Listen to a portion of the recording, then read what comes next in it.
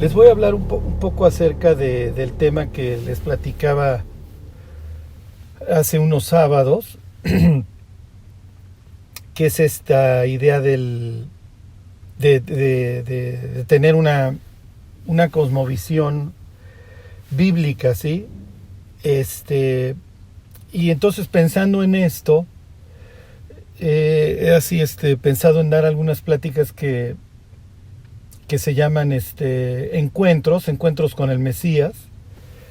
Hace muchos años hice un estudio en donde narraba yo varios encuentros del Mesías en su contexto, y esta vez lo quiero hacer con el propósito de ayudar hasta cierto punto a desarrollar una cosmovisión bíblica, y para eso ir describiendo pues algunos encuentros que muchas veces son unos empoltronazos, son unos choques con Cristo, ¿sí? Pienso que si hoy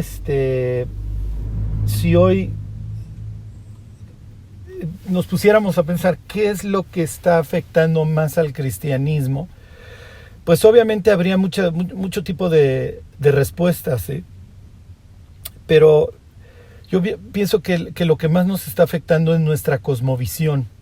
Uh-huh. Los creyentes necesitamos retomar una cosmovisión bíblica, ¿sí? Y filtrar lo que vemos y lo que recibimos a través de nuestros sentidos, filtrarlo a través de la escritura. ¿Sí? Lo que sucede es que cuando llegamos a la Biblia nos encontramos con conceptos como Lucifer. Ajá. Bueno, en este caso piensen Lucero, ¿no? El diablo, el infierno, la muerte, un lago de fuego, y son conceptos, perversidad, ¿sí? Son conceptos que honestamente pues no se nos hacen de lo más atractivo, porque nos presentan un mundo que muchas veces los mismos creyentes no queremos ver. Entonces, yo he estado meditando mucho en estas palabras de Pablo, en donde dice que resta pues que los que disfruten del mundo sean como si no lo disfrutaran, porque la apariencia de este mundo se va mudando, ¿no? O sea, va desapareciendo. Entonces, es natural que pues los cristianos queremos tener una vida agradable, que queremos ser felices, etcétera. Pero nos genera mucha disonancia cognitiva el mundo en el que vivimos, y a veces como que no queremos ver el nubarrón que tenemos encima.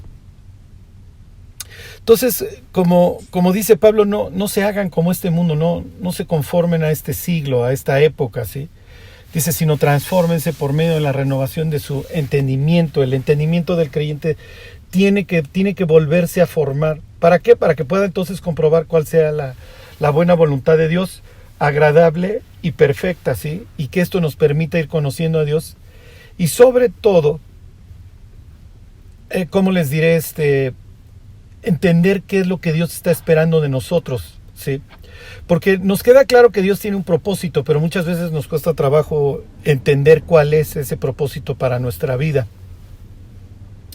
Y antes así de entrar al texto, les comento, para los judíos, el arrepentimiento se resume en una palabra que es regresar o dar la vuelta, ¿sí? Volveos, ¿sí? Que es, por ejemplo, una expresión que en un libro que habla del arrepentimiento, como es Jeremías, pues se encontrarían todo el tiempo, ¿no? Para los griegos, fíjense cómo para los judíos el arrepentimiento tiene que ver algo con mis caminos, con mis pies, con la dirección de mi vida. Entonces para ellos volverse a Dios es, bueno, pues dejo de caminar en este sentido y me vuelvo a Dios. Y sé que volverme a Dios va a implicar pues muchas cosas, o sea, va a implicar problemas, va a implicar ataques, va a implicar ir muchas veces contracorriente. Y en el caso de los griegos, si es natural, para ellos el mundo, acuérdense, tiene que ver mucho con el intelecto, ¿sí? Y además la razón es la que me lleva a descubrir las cosas. Para los hebreos no, para el hebreo la fuente del conocimiento no es la razón, es la revelación. Para el griego pues es mi razón, o sea, la luz de mi razón. Yo tengo que ir descubriendo a través de razonamientos y preguntas y etcétera. Entonces tengo que ir descubriendo las cosas. Entonces para ellos el arrepentimiento tiene que ver con la mente, para ellos el arrepentimiento es cambio de mente, ¿sí? Tengo que cambiar mi forma de ver varias cosas, y entre ellas, pues obviamente estaría el pecado. Bueno, pues ya no puedo ver el pecado como siempre lo vi, como algo divertido, ahora lo tengo que ver como algo destructivo. Obviamente lo que cambia, una de las cosas que cambio en mi perspectiva es cómo veo a Dios. Ya no lo veo como un extraño, sino lo veo como algo integral de mi vida, ¿sí? Mi vida se rige ahora por Él. Y obviamente tengo un cambio de mente en cuanto al mundo, ¿sí? O sea, ya no veo al mundo de acuerdo a la forma antigua en la que lo veía. Ahora lo empiezo a ver como un sitio que está bastante destruido y que es fácil detectar que no se quiere llevar con este Dios al cual ahora conozco, ¿sí? Digo, se los pongo como ejemplo para que piensen en un Trófimo, ¿sí? Trófimo es un efesio, es un gentil efesio. Entonces, cuando él aprende del arrepentimiento, sí, miren, para nosotros el arrepentimiento es cambio de mente, es cambio de perspectiva, de ver muchas cosas. Entonces, y Trófimo es muy probable que hubiera explicado así el arrepentimiento. Mira, tienes que cambiar tu forma de ver a Dios, el pecado, el mundo, tu propia vida. Está bien, digo, está bien. Y eso es lo que quiero, o sea, que ustedes puedan cambiar su forma de ver varias cosas, ¿sí? Entonces, miren, espero que lleguemos, quiero que vean esto, la idea del encuentro entre Jesús y Pedro, cómo Jesús va a llamar a Pedro y cómo es un llamamiento muy especial el que le hace. Es así tipo Isaías, ahí en el capítulo 6, cuando llama a Isaías le dice, oye, pues soy inmundo de labios y habito en un pueblo inmundo de labios, ¿sí? La Biblia decía que cuando venga el Mesías le va a devolver pureza de labios a las naciones, entonces obviamente todo lo que salga de nuestra boca pues va a ser correcto. Isaías dice, oye, soy un hombre inmundo de labios, pero pues si se acuerdan de esa escena, uno de los seres que está ahí atendiendo esta escena va y le pone un carbón en la boca a Isaías, le dice, no te preocupes, esto ha tocado tus labios. Es un llamamiento así tipo Moisés, ¿no? Y bueno, pues como saben, Pedro va a jugar un rol importante en el Nuevo Testamento y en todo lo que sería la construcción del cristianismo. Pero bueno, pues entonces miren, les voy a estar las veces que me toque darles plática, les voy a estar contando de algunos pasajes de Lucas. No se los voy a ir contando en orden, a veces me gusta irles haciendo el rompecabezas y les cuento de capítulos posteriores y luego les digo, miren, esto pasó por aquello, etcétera. Entonces, miren, si tienen su Biblia, váyanse ahí a capítulo 4, versículo 31 del Evangelio de Lucas. Y aquí Lucas pues nos va a contar del lugar en donde Jesús va a vivir. La causa por la que va a vivir ahí no es buena. ¿Ok? O por lo menos no todas las razones por las que Jesús va a vivir en Capernaum son buenas. Capernaum es un sitio estratégico. Está cerca de la Vía Maris. Está colocado como frontera o cerca de la frontera entre dos, pues dijéramos reinados. Al este está Felipe, al oeste está Antipas. Entonces, si lo empieza a perseguir Antipas, pues se puede ir al este, y si lo empezara a perseguir Felipe es mucho más griego, le gusta mucho el helenismo, no se va a meter con Jesús, pero bueno, pues se pudiera ir para el oeste, ¿sí? Pero pues una de las razones por las que vamos a leer esto, se los leo, dice, descendió Jesús a Capernaum, ciudad de Galilea, y les enseñaba en los días de reposo. Pues una de las causas es que Nazaret no lo quieren. Y ya se los cuento la próxima vez. Los versículos de arriba dice que quisieron matar a Jesús. Entonces, pues las cosas no empiezan muy bien ahí para el ministerio de Jesús en Nazaret. Sus conocidos, pues imagínense, pues hay gente que conocen en esa sinagoga de Nazaret a Jesús desde que nació y pues lo quieren matar, ¿no? Pero bueno, eso se los cuento la próxima vez. ¿Cuál es la razón fundamental por la que quieren despeñar a Jesús? Pero bueno, el caso es que ha descendido Jesús a Capernaum y los judíos se reúnen los sábados, ¿sí? Se reúnen en una sinagoga que no puede estar demasiado lejos. De hecho, tenían ciertas medidas de lo que podías caminar en sábado para que no se considerara trabajo. Pero pues, el sábado es día de reposo, ¿no? Y eso tiene varias consecuencias, entre otras que pues tú tienes que ir a esa sinagoga que te queda, no puedes andar migrando de sinagogas. Y eso hace que la gente hasta cierto punto se vuelva tolerante, porque voy a convivir contigo toda la vida, ¿sí? Y aquí nos vamos a estar viendo los sábados y nos vamos a reunir alrededor de la Biblia y vamos a contar historias acerca de la Biblia. Jesús se ve que ya es una persona famosa porque le están dando la palabra, ¿sí? En los lugares a donde está. Entonces le están atribuyendo autoridad. ¿Ok? Y es lo que diría el siguiente versículo, dice el 4:32. Y se admiraban de su doctrina, de su enseñanza, porque su palabra era con autoridad. Entonces, ¿qué implica esto? Ajá. El otro sábado que les hablaba yo de Pablo en Atenas, les mencionaba que Pablo parte de la base, y para eso cita a los propios filósofos griegos, de que somos linaje de Dios, de que Dios nos hizo. Y tal vez hay muchas personas en el mundo que parten de la base que hay un Dios que hizo las cosas. Pero de ahí a que me quiera yo llevar con él, todavía le cuelga, ¿sí? Pero les decía yo que lo que Pablo menciona es muy importante, es muy trascendente. ¿Por qué? Porque si Dios me hizo, bueno, pues eso tiene ciertas implicaciones. Número uno, pues que seguro tiene un propósito para mi existencia. Número dos, seguramente quiere establecer una relación conmigo, porque pues no se me ocurre otra causa por la que me hubiera hecho, sino es tener una relación con su creación. Y número tres, seguramente soy responsable delante de Dios. Entonces, miren, la humanidad ha huido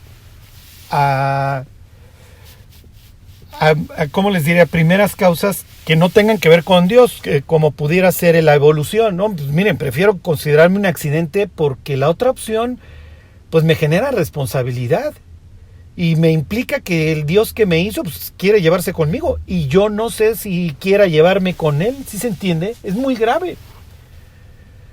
Y bueno, pues ahora que muchas personas pues están despertando a este hecho de que el ser humano y realmente todos los seres vivientes están hechos de información,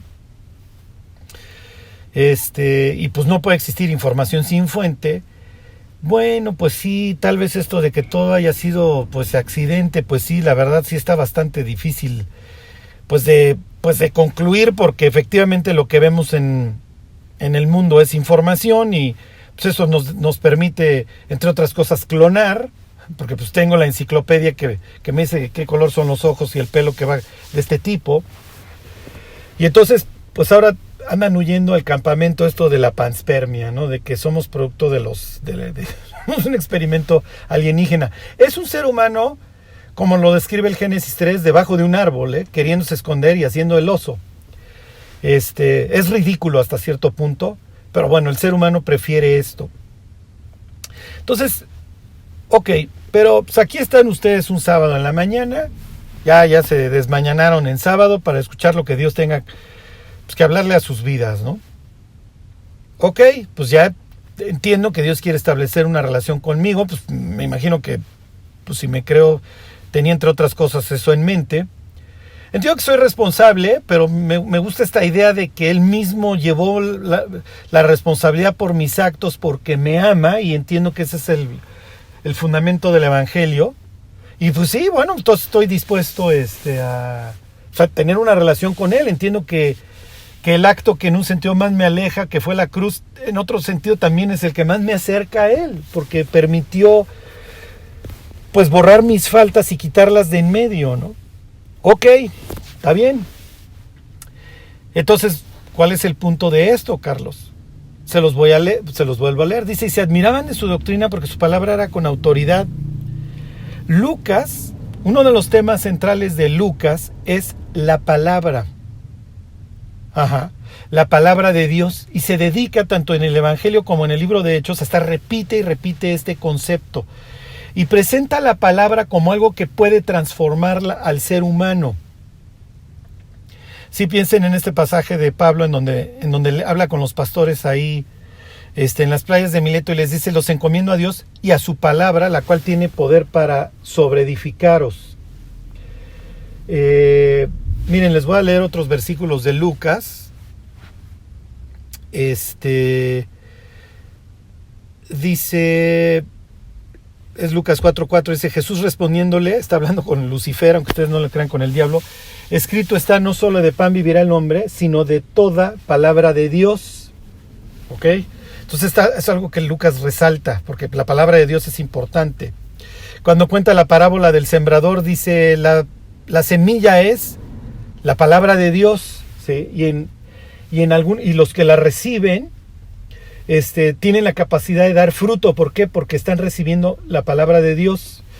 Le dicen a Jesús: dichosos los pechos que te dieron de comer y el vientre que te trajo. Y Jesús dice: no, antes bienaventurados los que oyen la palabra de Dios y la guardan. Fíjense cómo le responde a esta persona, ¿no? Vino la palabra de Dios a Juan, hijo de Zacarías, dice Lucas 3:2.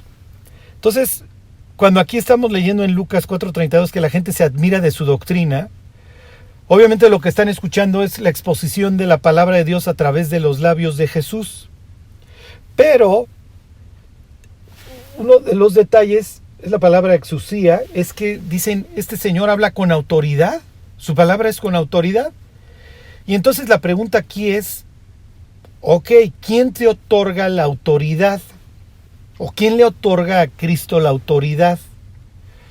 Ajá. Y la respuesta principal, pues que responderíamos todos, sería Dios. ¿Está bien?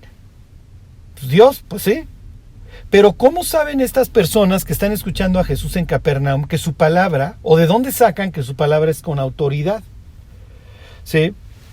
Miren, este concepto de autoridad, los judíos le llamaban smija, que sería la palabra más o menos ordenación. ¿Ok? Entonces no es que cualquier persona un día se levante en la sinagoga y les diga: miren muchachos, esto es lo que quiere decir este pasaje. Tú tienes que tener autoridad que alguien te dio, o que un consejo de ancianos te dio, o que una universidad te dio, teológica, o lo que ustedes quieran.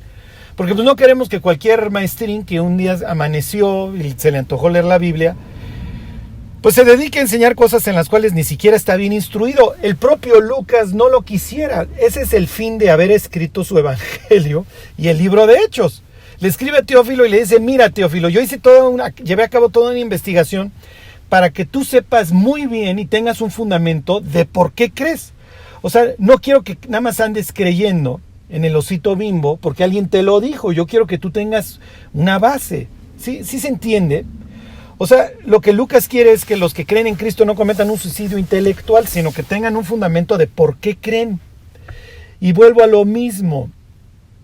Los cristianos estamos hoy fallando porque no tenemos una cosmovisión bíblica. ¿Sí? Nos cuesta trabajo explicar en qué creemos. Número uno. Y número dos, nos cuesta trabajo explicar por qué creemos. ¿Sí? Y ahí es donde Lucas diría: pues sí, pues ni modo, hay que informarse bien y hay que hacer una investigación rigurosa de por qué creemos en lo que creemos. ¿Para qué? Para que el día de mañana, cuando nosotros hablemos, pues la gente diga: mira, esta persona entiende lo que cree. Más allá de que sea verdad o sea mentira, pues para saber. Pero la persona es versada, así se entiende lo que cree y te lo sabe explicar. En el caso de Jesús, la gente dice: oye, pues este cuate cuando abre la Biblia, pues nos explica bien lo que está diciendo. ¿Ok? Entonces le atribuyen autoridad a Jesús en su enseñanza. Y claro, la propia Biblia diría: sí, pero pues no es una autoridad que simple y sencillamente se atribuyó a Jesús, se la da el Padre. ¿Cuándo? Pues cuando Jesús es bautizado. Desciende el Espíritu Santo en forma de paloma de él, ahí aleteando, que es una referencia al Génesis 1:2. El propio Padre habla y dice: este es mi Hijo amado, en él tengo contentamiento. Más adelante va a decir: este es mi Hijo amado, a él oíd. Juan, una persona a la que la gente le atribuye autoridad, que tiene una vida ejemplar, dice: este es de quien yo les venía diciendo, este es el Mesías, este es el Cordero de Dios. Las obras, ¿sí me explico?, son las que dan testimonio de Jesús y obviamente las vidas transformadas. Los testimonios. Cristo cambió mi vida. Yo era drogadicto, yo era alcohólico, yo era un político corrupto, yo esto, yo el otro, y Dios cambió mi vida. ¿Ok? Está bien. Pero pues, finalmente aquí apenas vamos en capítulo 4 de 24 capítulos y el ministerio de Jesús está apenas arrancando. Entonces cualquier lector en la antigüedad que le llega el Evangelio de Lucas diría, pues, felicidades, qué bueno que los de Capernaum pues algo vieron, pero pues yo hasta este momento no he visto nada. Y hay ciertos rasgos que yo estoy esperando del Mesías para entonces sí decir que lo que él me explique es con autoridad. ¿Ok? Y entonces les sigo exponiendo el pasaje. Versículo 33. Estaba en la sinagoga un hombre que tenía un espíritu de demonio inmundo, el cual exclamó a gran voz, diciendo, déjanos. ¿Qué tienes con nosotros, Jesús Nazareno? ¿Has venido para destruirnos? Yo te conozco quién eres, el Santo de Dios. ¿Ok? Y alguien pudiera decir, bueno, mira, hasta los demonios lo conocen. Pero de ninguna forma Jesús va a permitir que los demonios sean sus testigos. ¿Por qué? Porque Dios parte de la base que los demonios se dedican a afectar las vidas de las personas. ¿Sí? Entonces, tú no quieres que un mentiroso sea la persona que te promueva, porque un día te promueve como el Mesías y al otro día te promueve como un charlatán. Y ahorita les digo otra de las causas por las cuales Jesús los va a callar. Está bien, ya estamos en la sinagoga. Fíjense esta situación. Los evangelios nos van a presentar una Palestina, bueno, todavía no se le llama Palestina, pero una tierra de Judea y de Galilea infestadas de demonios.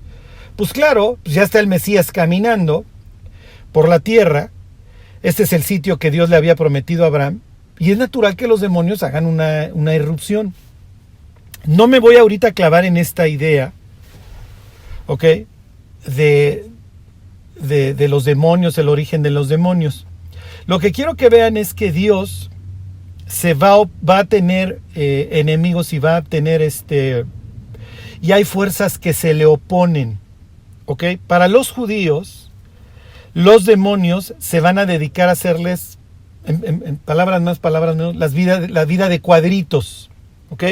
Para ellos no es lo mismo un lucero, ¿ok?, un querubín que se rebeló contra Dios, o un ángel, un hijo de Dios que se rebeló contra Dios, que un demonio.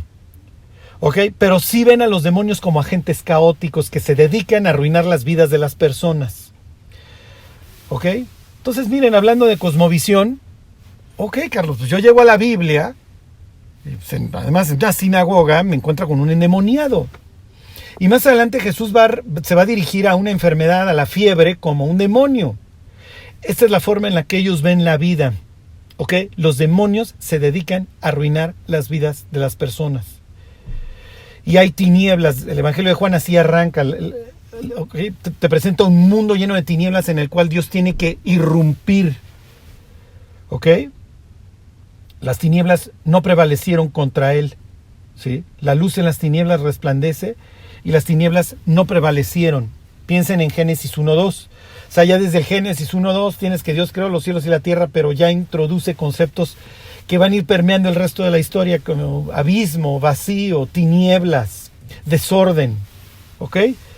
Entonces, en un lugar en donde la gente esperaría encontrarse con Dios y con su palabra, te encuentras con un endemoniado. ¿Está bien? En la mente de los judíos, cuando venga el Mesías, pues el Mesías va a arreglar todas las cosas. ¿Sí?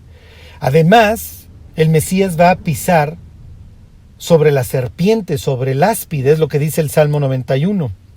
Y arribita, en el capítulo 4, y ahorita no me detengo mucho en eso, si se acuerdan, Lucifer, Satanás, le dice a Jesús, se lo lleva ahí a la parte más alta del templo y le dice, oye, pues, si eres el Mesías, pues aviéntate, porque pues, dice el Salmo 91 que va a mandar a sus ángeles que te guarden para que tu pie no tropiece. Y lo que sigue, el siguiente versículo dice que sobre el león y sobre el áspid pisarás. ¿Qué es lo que está haciendo el diablo? El diablo está, entre otras cosas, tentando a Jesús para que tomen su vida en sus manos y pruebe a Dios y muestre cierto nivel de desconfianza, porque pues sí es cierto, hijo, apenas estoy empezando mi ministerio, y si Dios no me guarda, y si Dios no me cuida, y si Dios, ¿qué es lo que nos pasa en nuestras vidas? Constantemente estamos pensando en el peor escenario, y si Dios no interviene, y si Dios no me guarda, y qué va a pasar si X o Y. Y entonces el diablo le está proponiendo a Jesús, pues mira, prueba a Dios, pues apenas estás arrancando, mi cuate, pues no sé que te vaya a dejar colgado de la lámpara, ¿eh? Y además el diablo, pues va a probar si efectivamente es el que eventualmente lo va a destruir o no, porque si aparecen los ángeles, lo que sigue es que él va a pisarme, porque sobre el áspid, sobre la serpiente, pues va a tener triunfo. Y además, pues borren de entre los planes el matarlo, muchachos, porque pues no lo podemos matar. ¿Y qué pasa si no lo podemos matar? El diablo no va a llevar a cabo todo este plan para asesinar a Cristo, y entonces luego piensen en todas las ramificaciones, el Mesías no muere, y entonces no hay redención. Entonces los planes de Dios también por otro lado se descarrilan si Jesús en ese sentido empieza a flaquear de la fe y se pone a probar a Dios. Jesús no le va a dar información al diablo. Ya saben que literalmente lo manda por un tubo y le cita el libro de Deuteronomio y le dice, mira Satán, escrito está, no tentarás al Señor tu Dios. Entonces no voy a andar probando a Dios, yo no vine a eso. Y piensen Jesús diciendo, además, si yo te descubro que necesito morir para arrancarte a la humanidad de las manos, yo mismo estoy boicoteando mis planes. ¿Sí se entiende? Pero bueno, está bien. El diablo lo sabe, y lo saben las personas que han leído la Biblia durante años en Capernaum, que cuando venga el Mesías va a pisar sobre el áspid. ¿Ok? Y entonces nos dice aquí que la gente le atribuye autoridad. Sí, pero para atribuirle autoridad, entre otras cosas, pues el Mesías tiene que tener potestad sobre las tinieblas. Y fíjense qué es lo que dice el versículo 35 aquí en el Evangelio de Lucas. Dice, y Jesús le reprendió diciendo, cállate y sal de él. Entonces el demonio, derribándole en medio de ellos, salió de él y no le hizo daño alguno. Porque ¿qué es lo que se dedican a hacer en la mente de los judíos los demonios? Hacer daño. ¿Ok? Así lo tiene en uno de sus libros de su literatura intertestamentaria. Ajá. Pero en este caso no hay daño. Y entonces, dice versículo 36, estaban todos maravillados y hablaban unos a otros diciendo, ¿qué palabra es esta? Y viene nuevamente este tema, que con autoridad y poder manda los espíritus inmundos y salen. O sea que este Señor no solamente nos explica bonito la Biblia, sino que también tiene potestad de las tinieblas. Y en nuestro perfil mesiánico, el ungido de Dios, el enviado, el señalado, tiene esta capacidad para pisar sobre el áspid. ¿Sí se entiende? Ok. Varias implicaciones. Número 1, si Jesús es el enviado de Dios, si Jesús es el Mesías y es la respuesta para la vida del ser humano, bueno, ¿qué tengo que hacer con su palabra? Bueno, pues si la considero inspirada por Dios, pues me la debería yo de estar memorizando, porque esta es la palabra escrita, digo, es la única que deriva de la boca de Dios. ¿Sí me explico? Entonces la pregunta sería, ¿por qué los cristianos no están leyendo las palabras estas dichas con la autoridad de Dios todos los días? Esto es ridículo.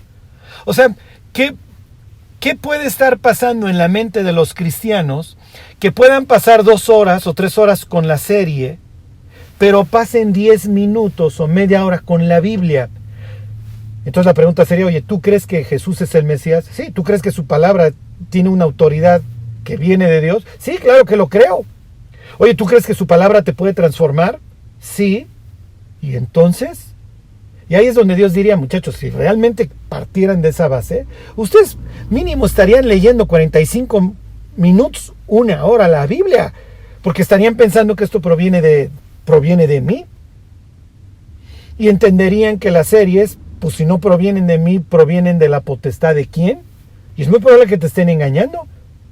Pero además no vas a tener la posibilidad de determinar si te están engañando o no, si no tienes con qué contrastarla. Eso es lo increíble de hoy. ¿Sí me explico? Piensen en el encierro que pasó la humanidad. ¿La habrá empleado para sumergirse en las series o la habrá empleado para sumergirse en la Biblia? No, es que yo entiendo que la palabra de Cristo es con autoridad. Porque, pues mira, con la pura palabra hizo el universo y con la pura palabra larga a los demonios. ¿Y entonces?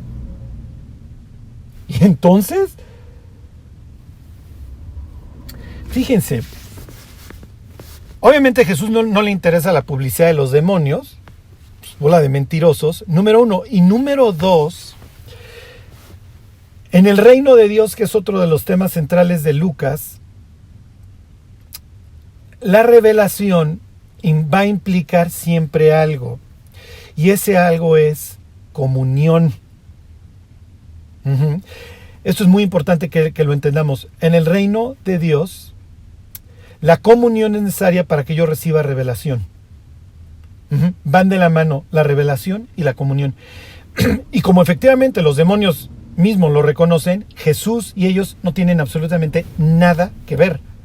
¿Sí? Por eso la pregunta de los demonios siempre va a ser, ¿qué tienes que ver conmigo? O sea, tú y yo no tenemos absolutamente nada que ver. Somos de campamentos total y completamente opuestos. Los demonios saben que la tienen sentenciada y que no hay regreso. ¿Ok? Por eso le preguntan constantemente a Jesús, oye, cuando se lo encuentran, oye, ¿ya viniste a destruirnos? Pues no que era al final de los tiempos. Y Jesús, sí, a ver, métete en los puercos o lárgate, salte, nada más. No andes molestando, ándale, síguele por ahí. ¿Ok? Fíjense, les voy a leer el Salmo 25:14. Les voy a poner algunos ejemplos. El más claro sería este. Y es pues como les diré, mi favorito en este sentido. Les leo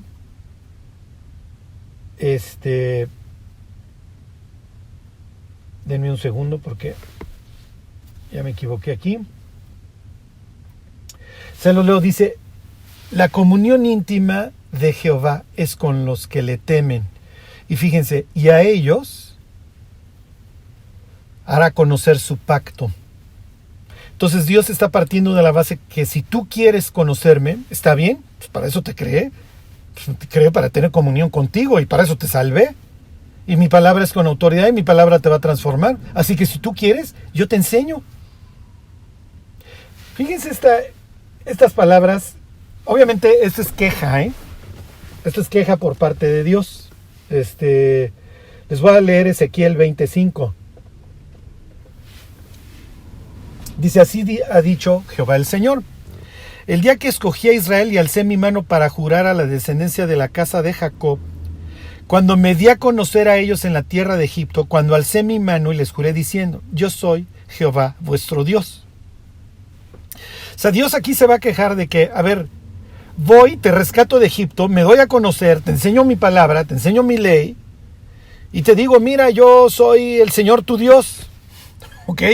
Y me estoy descubriendo delante de ti. Más adelante, unos capítulos adelante, ahí en Ezequiel 16, Dios va a usar lenguaje sexual para hablar de todas estas fornicaciones de su pueblo con otras naciones. Entonces, a veces Dios va a tomar estas ideas de intimidad, ¿sí? Obviamente digo, no lo tomen para nada en mal sentido, pero diría David: he aquí en lo secreto me has hecho comprender sabiduría, ¿sí? En lo íntimo, diría ahí en el Salmo 51. ¿Sí? Entonces, Dios compara esta idea de que, a ver, yo, ahí en el Ezequiel 16, de que, pues, estabas ahí ensangrentada, como un bebé que ni la placenta le limpiaron, yo pasé junto a ti, te eché aceite, te limpié, te vi crecer, la ve como una niña que va creciendo, llegó la edad de amores, y dice: fuiste mía, nos casamos, puse mi manto sobre ti. Entonces, toda esta idea de intimidad, pero luego te valió todo lo que yo te di, todos mis beneficios, y fuiste y te entregaste a los egipcios, a los asirios, a los babilonios, a cuantos pasaban. Les leo Ezequiel 20:11. Dice, y les di mis estatutos, y les hice conocer mis decretos por los cuales el hombre que los cumpliere, vivirá. Te di a conocer mi palabra, pero no quisiste. Entonces vuelve este tema de que como nos llevamos, como tú te llevas conmigo, yo me doy a conocer a ti. Piénsenlo, hoy nos dedicamos a predicar el evangelio, invitamos a las gentes a que tomen una decisión, que inviten a Cristo a sus corazones. ¿Y qué es lo que muchas veces está sucediendo después? Que el pueblo de Dios, aunque tiene su ley, no lo busca, no la atesora. Como diría uno de los profetas, se les convierte la ley de Dios en algo extraño. Entonces ya no tienen esta oportunidad de conocer a Dios de forma profunda, y eso afecta la forma en la que ven su vida. Y ven a Dios como literalmente algo para verlo el domingo.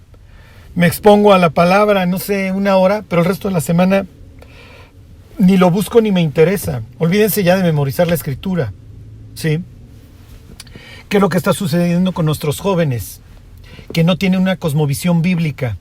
Entonces traen los temas de cualquier tema con el que son bombardeados, lo compran inmediatamente.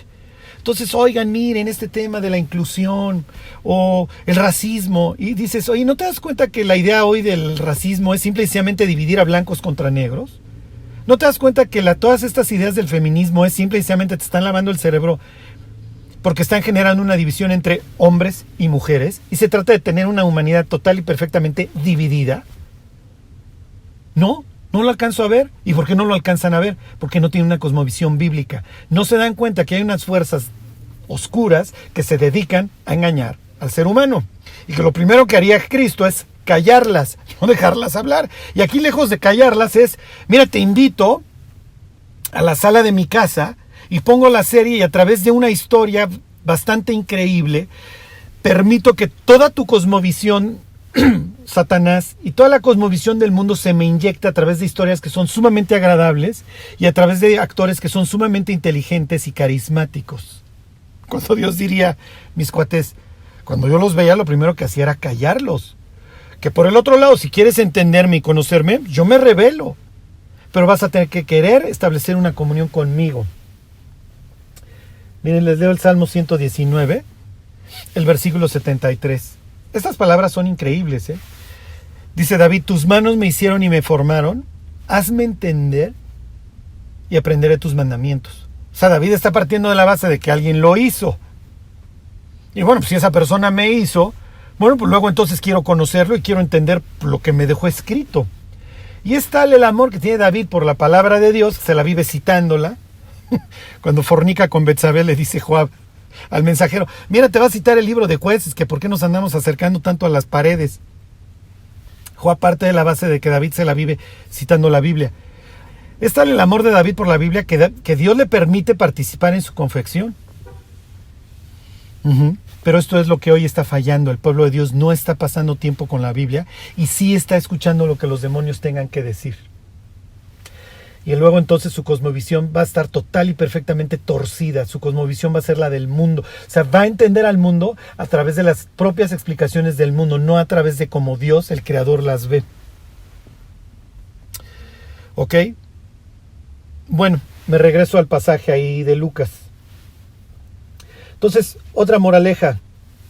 Si la palabra de Dios es importante, bueno, pues entonces la voy a leer y voy a pasar tiempo con ella. ¿Cuándo? Pues todos los días. Número 2, Dios no le va a revelar su palabra a alguien que no quiera tener comunión con Él. ¿Sí? No le interesa. O sea, si tú no me quieres conocer, está bien. ¿Sí? Pero no tengo por qué andarte informando de mis planes si tú y yo no tenemos absolutamente nada que ver. ¿Ok? Bueno, les leo el versículo, el 4:37. Ahí en Lucas dice, y su fama se difundía por todos los lugares de los contornos. Y todo esto, hagan de cuenta que es una preparación para el encuentro entre entre Jesús y Pedro. Es muy probable que ya no lleguemos hoy allá. Pero bueno, esto va a desembocar en el llamamiento de Pedro y en la decisión que Pedro va a tener que tomar. Que cuando lleguemos van a ver que es bastante interesante. Bueno, entonces, dice versículo 38, Jesús se levantó. ¿Ok? Esto es muy importante. Y ahorita van a ver qué tiene que ver esto en la historia. Pero esta expresión de levantarse, o levántate, es bastante común en la Biblia. ¿Ok? Varias veces la Escritura dice que Dios se va a levantar de su lugar y va a salir a castigar al morador de la tierra, o de que Dios se levanta con algún propósito. ¿Ok? Y aquí viene obviamente con truco. Lucas, obviamente, ¿cómo les diré? Cada palabra que está dejando ahí en sus dos tomos, por así decirlo, en el Evangelio y en el libro de Hechos, pues va calculada, y tiene un cálculo muy específico y ahorita no lo encontramos. Bueno, entonces dice, Jesús se levantó y salió de la sinagoga y entró en casa de Simón. La suegra de Simón tenía gran fiebre y le rogaron por ella. ¿Está bien? Entonces, bueno, hasta donde entiendo, estos lugares sumamente húmedos, como sería la región contigua al mar de Galilea. El mar de Galilea está debajo del nivel del mar. ¿Okay? Entonces ya se pueden imaginar la humedad que hay ahí. Se prestan para enfermedades como la malaria. ¿Ok? ¿Habrá tenido malaria o quién sabe qué habrá tenido? Ahorita lo vemos. ¿Ok? El caso es que aquí nos está dando varios datos Lucas. Simón ya es una persona, ¿cómo les diré? Para estándares de aquella época ya es mayor. Y mayor, piensen 18, 19 años. ¿Por qué? Porque está casado.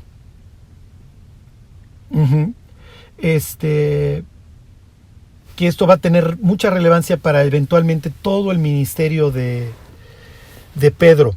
¿Ok? Cuando falle Pedro, todo esto tiene que ver, pero bueno, ya llegaremos después. El caso es que pues, ya nos está diciendo ahí, Simón va a ser de los mayores de los discípulos, si no es que el mayor. Simón está casado y su suegra está enferma. Y entonces le dicen, oye, pues la señora está muriendo o lo que sea. Versículo 39. E inclinándose hacia ella, reprendió a la fiebre. Y la fiebre la dejó, y levantándose ella al instante, le servía. ¿Ok? Entonces Jesús se inclina, y aquí miren esto, pues es bastante extraño porque reprende a la fiebre. Entonces nuevamente esta idea de que hay seres macabros, oscuros, que se oponen al reino de Dios y que se dedican a afectar a las personas. En este caso, hay casos en donde Jesús sana a la persona y hay casos en donde reprende la enfermedad. ¿Qué es lo que está implicando? Que hay un espíritu que está, obviamente, dañando a la persona. Oye, Carlos, ¿todas las enfermedades son productos de demonios? No. Y aquí, pues miren, es muy importante tener una visión equilibrada. ¿Por qué? Porque luego andan exorcizando a la gripa, ¿sí? Y simple y sencillamente la persona trae un resfriado. O hay veces en donde está lo contrario, ¿sí? Somos totalmente incrédulos de que los demonios tengan que ver con nuestra vida y con nuestra salud, y entonces ahí andamos como ateos cristianos modernos, ¿sí? Entonces está la persona enferma. Claro, hoy ya no vamos a andar exorcizando a las personas para que sanen. La Biblia ya tiene otras normas para enfrentar las enfermedades en la iglesia, que es llama a personas que tengan tiempo en la iglesia, lo que dice el libro de Santiago, y oren por el enfermo. Pero bueno, ya no me desvío en ese sentido. Lo que quiero que vean es nuevamente esta idea de que las fuerzas del mal se oponen y se dedican a afectar las vidas de las personas. Jesús, otra vez haciendo un despliegue de su perfil mesiánico, reprende a la fiebre, ándale, ya deja de estar molestando a la señora. ¿Y qué es lo que va a decir a continuación? Y esto es muy, muy importante. Se los vuelvo a leer las últimas palabras del 39. Dice, y levantándose ella, el versículo 38 dice que Jesús se levantó, y ahora la que se va a levantar es la suegra de Pedro para servir. Jesús se levanta para servir.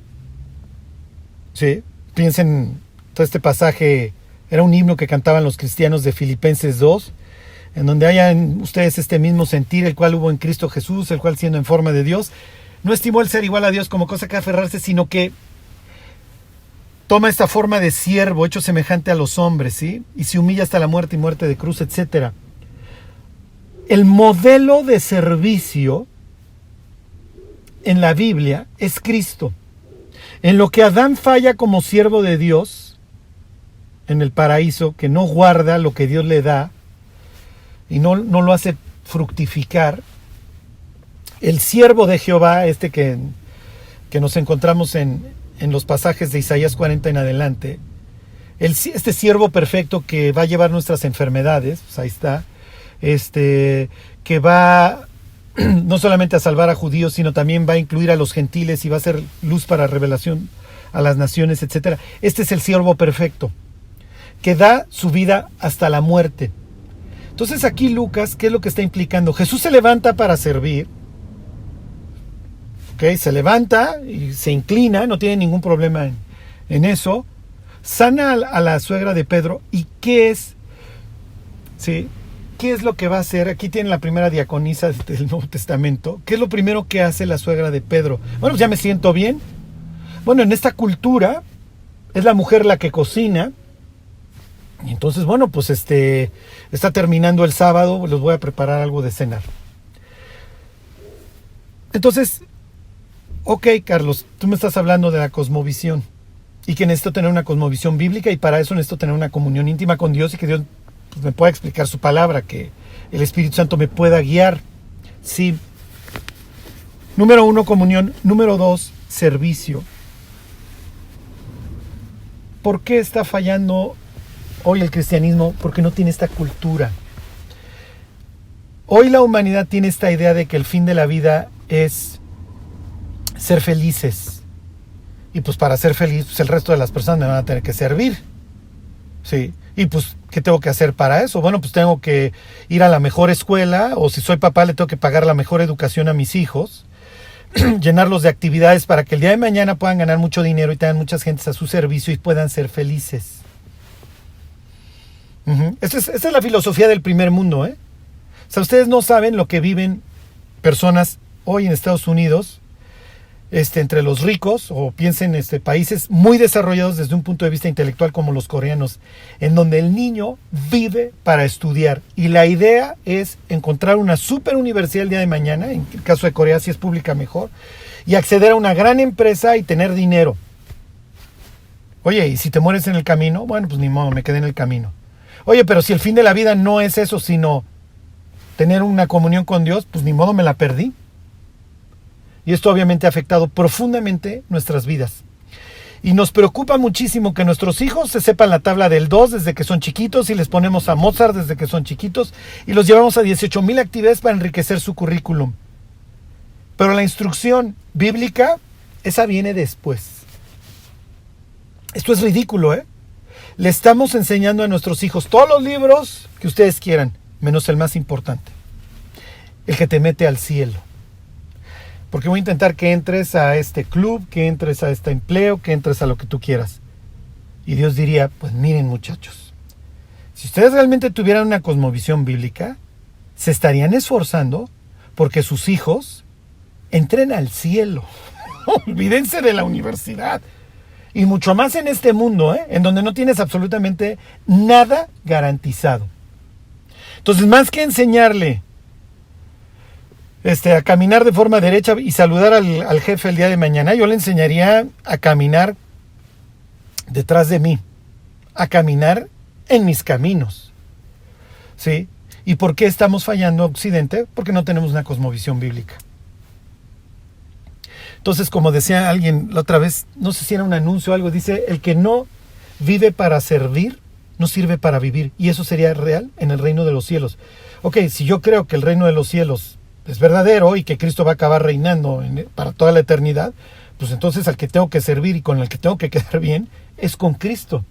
Y es lo que dice Pablo, pues si todavía agradara a los hombres, no sería siervo de Cristo. ¿Qué estás implicando, Pablo? Que si quieres agradar a los hombres, ¿no eres siervo de Cristo? Y es lo que diría Pablo, efectivamente. ¿Ok? Bueno, les termino esta idea y con esta arrancamos la próxima vez que nos veamos. Dice el versículo 40, al ponerse el sol, todos los que tenían enfermos de diversas enfermedades los traían a él, y poniendo las manos sobre cada uno de ellos los sanaba. Aquí tiene al Mesías sirviendo nuevamente y bendiciendo a las personas. Si Dios fuera en ese sentido presumido, pues no andaría tocando a las personas, pero aquí Él está tocando enfermos. Dice versículo 41, también salían demonios de muchos, dando voces y diciendo, tú eres el Hijo de Dios, pero Él los reprendía y no les dejaba hablar porque sabían que era el Mesías. Ok, se esperan hasta la noche porque pues, muchos pues, viven lejos y en sábado pues no puedo caminar más de ciertos pasos. Pero está bien, Jesús no tiene ningún problema en desvelarse, sanando a las personas porque para eso vino, ¿sí? Como diría el propio Jesús, el Hijo del Hombre no vino para ser servido, sino para servir y dar su vida en rescate por muchos. Y entonces nuevamente esta idea de que Él tiene poder sobre las tinieblas y sobre todo el daño que hacen las tinieblas, y entonces tiene poder sobre una humanidad que está dañada por el pecado, y una de las consecuencias del pecado es la muerte, y pues obviamente eso incluye las enfermedades. Y entonces el Mesías, como lo menciona su perfil en Isaías 53, sobre él van a caer las enfermedades de las personas. Ciertamente llevó él nuestras enfermedades y sufrió nuestros dolores. Bueno, pues miren, entonces aquí les dejamos. Espero que, ¿cómo les diré? Que esto esté, pues de alguna forma, permeando, penetrando, ¿sí? ¿Para qué? Para efectivamente generar esto que es lo que quiero provocar en ustedes, que es una cosmovisión bíblica. Bueno, ok, pues si me permiten, voy a orar para terminar. Sí, Charlie, muchas gracias.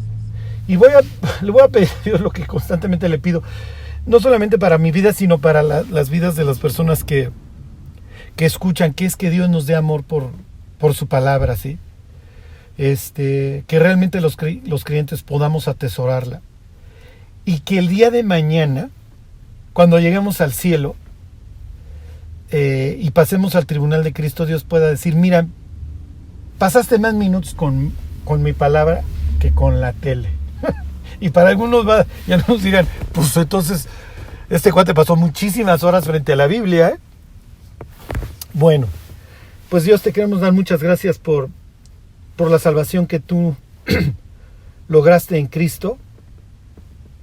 Gracias, Dios, porque pues despreciaste tu vida hasta la muerte para que nosotros pudiéramos pasar una eternidad contigo.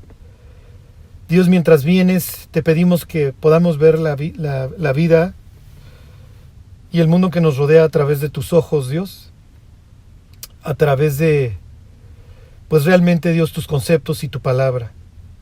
Tus manos nos hicieron y nos formaron, Dios, por favor, haznos entender y enséñanos tu palabra, Dios. Danos amor por ella, Dios, que la leamos, que la memoricemos.